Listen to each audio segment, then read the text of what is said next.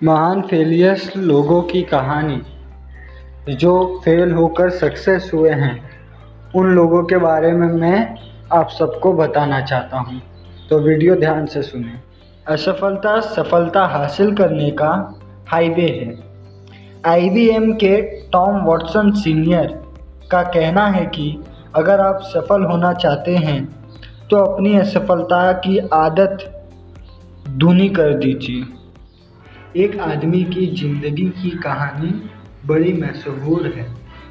ये आदमी 21 साल की उम्र में व्यापार में नाकामयाब हो गया। 22 साल की उम्र में वह एक चुनाव हार गया और 24 साल की उम्र में उसे व्यापार में फिर असफलताएं मिली। 26 साल की उम्र में उसकी पत्नी मर गई। 27 साल की उम्र में उसका मानसिक संतुलन बिगड़ गया। 34 साल की उम्र में वह कांग्रेस का चुनाव हार गया। 45 साल की आयु में उसे सीनेट के चुनाव में हार का सामना करना पड़ा। 47 की उम्र में वह उपराष्ट्रपति बनने में असफल रहा और 49 साल की आयु में उसे सीनेट के एक और चुनाव में नाकामयाबी मिली। और वही आदमी 52 साल की उम्र में अमेरिका का राष्ट्रपति चुना गया। वह हम सब का अब्राहम लिंकन था। क्या आप लिंकन को असफल मानेंगे? वह शर्म से सिर झुका सकता था और मैदान से हट सकता था और अपनी वकालत फिर से शुरू कर सकता था। लेकिन लिंकन के लिए हार केवल एक भटकाव थी, सफ़र का अंत नहीं। 10 दिसंबर 1903 को न्यूयॉर्क टाइम के संपादकीय में राइट बंधुओं की सोच पर सवालिया निशान लगाया गया, जो उड़ सकने वाली हवा से भी हल्की मशीन का आविष्कार करने की कोशिश कर रहे थे।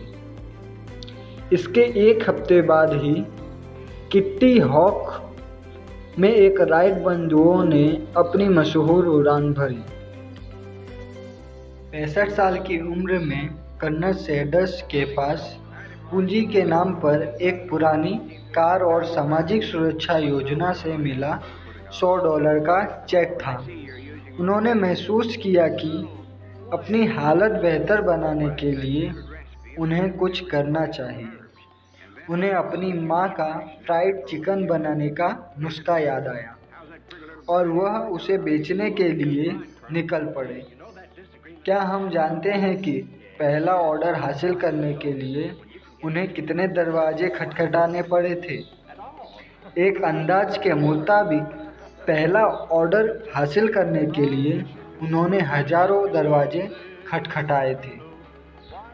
हममें से ज़्यादातर लोग 3 बार, 10 बार, ज़्यादा से ज़्यादा 100 बार कोशिश करने के बाद हार मान लेते हैं और उसके बाद कहते हैं कि हमने अपनी तरफ से पूरी कोशिश की थी। वॉल्ट डिज्नी जब युवक थे तो कई बार अखबारों के संपादकों ने उन्हें ये कहकर लौटा दिया कि उनमें प्रतिभा है ही नहीं। एक दिन एक चर्च के पादरी ने उन्हें कुछ कार्टून बनाने का काम दिया। डिज्नी चर्च के जिस सैंड के नीचे काम कर रहे थे, वहाँ चूहे उधम मचा रहे थे। एक चूहे को देखकर उनके मन में कार्टून बनाने का ख्याल आया और वहीं से मिक्की माउस का जन्म हुआ। जो सफल लोग होते हैं वे छोटे छोटे कामों को महान तरीके से करते हैं। एक दिन ऊंचा सुनने वाला एक 4 साल का लड़का स्कूल से जब घर लौट रहा था तो उसकी जेब में उसके शिक्षक का एक नोट रखा था, जिस पर लिखा था कि आपका टॉमी इतना मंदबुद्धि का है कि वह कुछ नहीं सीख सकता, उसे स्कूल से बाहर निकाल लीजिए। उसकी माँ ने वह नोट पढ़कर कहा, मेरा टॉमी इतना मंदबुद्धि नहीं है कि कुछ सीख न सके। मैं उसे खुद पढ़ाऊंगी। और वही टॉमी एक दिन बड़ा होकर महान थॉमस एडिसन बना। वह स्कूल में केवल 3 महीने ही पढ़ पाए थे। सवाल यह है कि क्या हम इन लोगों को असफल मानेंगे? वे समस्याएं न होने की वजह से नहीं, बल्कि समस्याओं के बावजूद कामयाब हुए। लेकिन गलत सोच वाले लोगों को लगता है कि ऐसे लोगों को कामयाबी केवल तकदीर की वजह से मिलती है। सफलता की सारी कहानियों के साथ महान असफलताओं की कहानियाँ भी जुड़ी हुई है। फ़र्क केवल इतना था कि हर असफलता के बाद वे जोश के साथ फिर उठ खड़े हुए। इसे पीछे ढकेलने वाली नहीं, बल्कि आगे बढ़ाने वाली नाकामयाबी कहते हैं। हम सीखते हुए आगे बढ़ते हैं। हम अपनी असफलताओं से सबक लेते हुए आगे बढ़ते हैं। सन 1914 में थॉमस एडिसन की फैक्ट्री जल गई। उस समय उनकी उम्र 67 साल की थी। एडिसन जवान नहीं रह गए थे और फैक्ट्री का बीमा बहुत कम पैसों का था।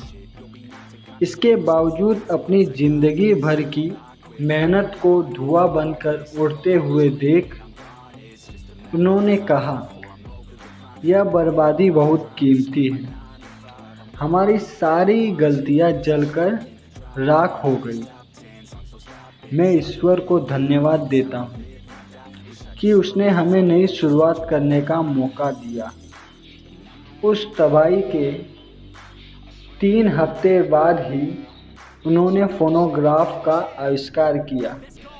क्या शानदार नज़रिया है।